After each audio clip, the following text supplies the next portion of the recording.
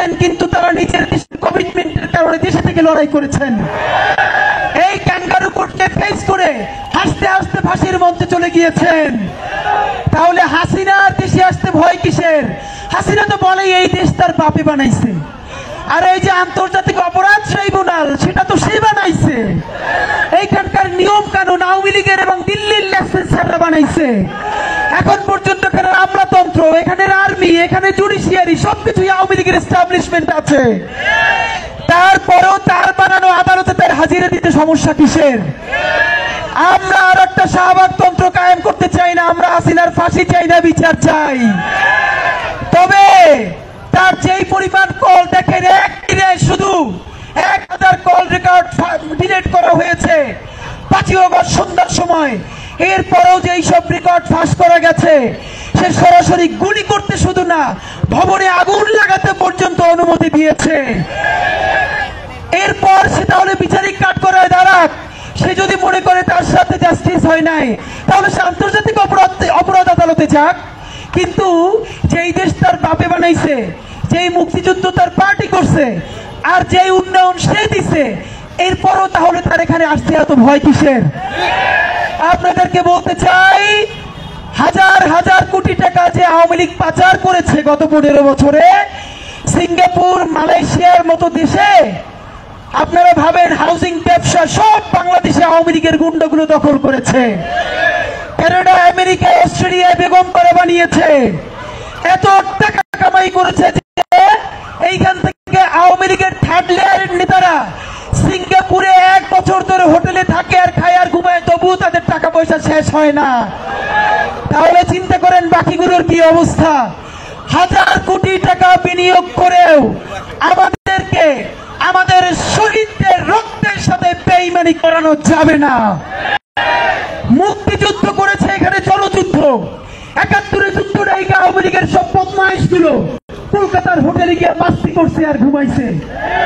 মুজিব বাহিনীর গুন্ডাগুলো এখানকার সত্যিকারের মুক্তিযোদ্ধাদের উপরে হামলা করছে। যেই দেশ স্বাধীন হয়েছে দেশে এসে বলে মুক্তিযুদ্ধের মালিক আমরা। এইখানে মুক্তিযুদ্ধের সময় যত ব্যাংক ছিল, ব্যাংকে যত মুদ্রা ছিল, এই মুজিব বাহিনীর গুন্ডাগুলো হামলা করে সব ভাগ করে নিয়েছে। এরপরে সেই অস্ত্রগুলো তারা রাষ্ট্রীয় কোষাগারে জমা দেয় নাই। 74-75 পর্যন্ত সেই অস্ত্র দেখিয়ে ধর্ষণ করেছে, গুম করেছে, খুন করেছে।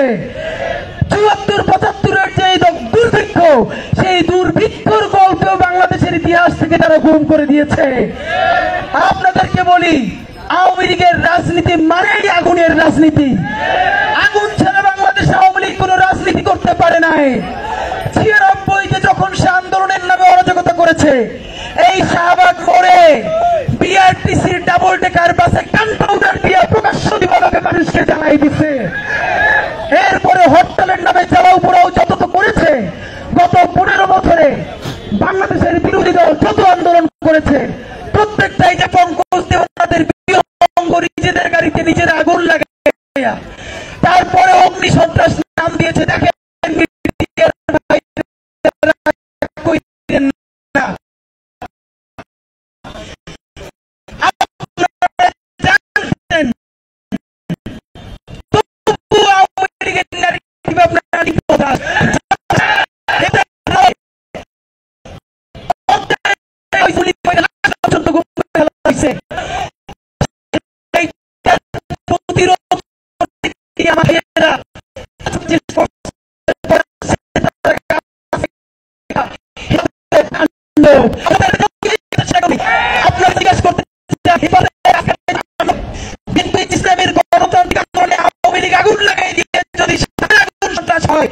তাহলে পরশু গণহত্যাকারী আওয়ামী লীগ ময়মনসিংহের একজন ড্রাইভারকে আগুন লাগাইয়ে কয়লা বানাই ফেলছে।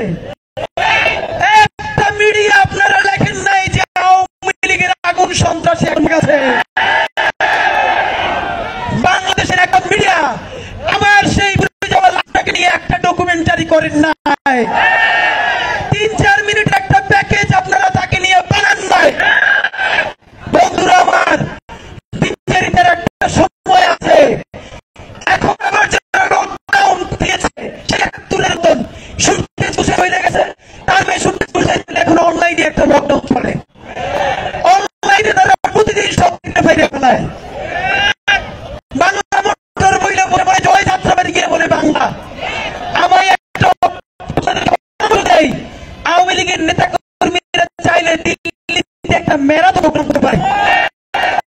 একমাত্র চ্যাম্পিয়ন হইতে পারবে। ভোটের রাজনীতির কারণে মামলা তুলে নিবেন, আমি স্বীকার করেন আওয়ামী লীগের কাছ থেকে টাকা খাওয়ার জন্য আপনারা এই গত 1 বছরে তাদের বিরুদ্ধে মিথ্যা মামলা করেছেন। আমার কোন শহীদ ভাই বোনরা মিথ্যা মামলা করে নাই, কারণ তার সন্তান তো মারা গেছে। যদি আওয়ামী পুনর্বাসন করে নতুন নির্মাণ করতে চান, পুরানো যদি না পারেন ভালো পিআর টিম হায়ার করেন, কোচিং করেন, সেই সব বস্তা পচা বানান দিয়ে নতুন রাজনীতি করে আপনারা কিছু করতে পারবেন না। আপনারা ছিলেন, আপনাদের বিরুদ্ধে আমাদের লজ্জা লাগে।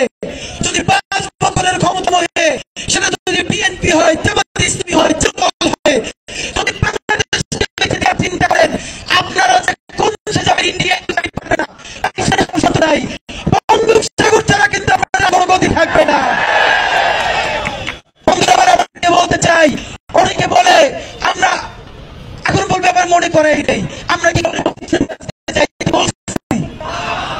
কিন্তু এই যে সুশীল লোকজন ওইখানে শহীদ পরিবার গিয়ে ইট খুলে নিয়ে আসে আমাদের যাবেন, আবার বলছে খুলে না যাই করেন, ওইখানে কিন্তু মহিলা পুড়ে থাকতে পারে।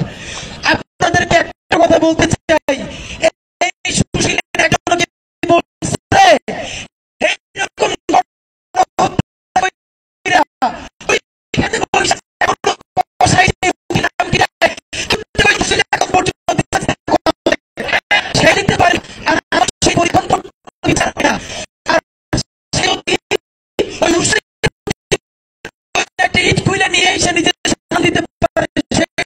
বলেন না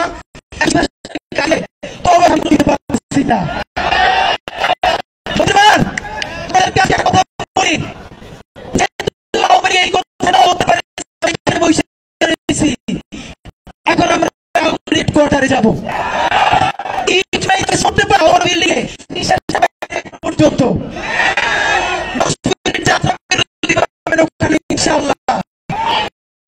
সবাই এইখানে লাঞ্চ করবো। কথা বলি বিভিন্ন গুরুত্বপূর্ণ বলা হয়, আমি যেন থাকি একজনকে যদি টার্গেট করা হয় সেখানে টার্গেট আমাকে বলা হয়েছে গত 2 দিন আমি সন্ধ্যাবেলায় আমি তো বলেছিলাম আমি যেখানে যাই না আমি ডাক দিলে 10 মিনিট আসে, আর পিছনে লোক আসে, আমাকে আপনারা নিরাপত্তা